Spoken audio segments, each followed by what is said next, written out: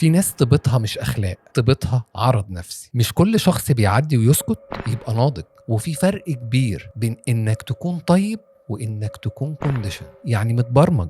في المرجع النفسي بتاعنا اللي هو DSM-5 في نمط واضح بيتكرر. في ناس دايما بتخاف من الرفض، بتبالغ في إرضاء اللي قدامها، بتكتم غضبها، وبتحس بالذنب لما تبتدي تحط حدود. دي مش أخلاق عالية على فكرة، ده اسمه Fear Based Personality Pattern. الفكرة اللي ما اتقالتش إنك مش بتسكت علشان انت حكيم، انت بتسكت عشان جهازك العصبي اتعلم ان الخلاف ملوش حل غير انه تهديد. جوه دماغك المواجهة خطر، وانك ترضى وتعدي ده امان. فهتختار مين؟ الامان طبعا، حتى لو على حساب نفسك. خليني أقلب المفهوم ببساطة إن الطيبة اللي طالعة من خوف اسمها في علم النفس سيلف أباندمنت. انت مش بتسيب الناس تزعل، انت بتسيب نفسك انت، وده مع الوقت بيعمل اكتئاب صامت، غضب مكبوت، علاقات مش متوازنة، وتبدأ تقول أنا تعبت ومش فاهم ليه، لأنك كنت دايما الشخص الأسهل مش الشخص الأوضح. تعالوا مع بعض نعمل اختبار سريع.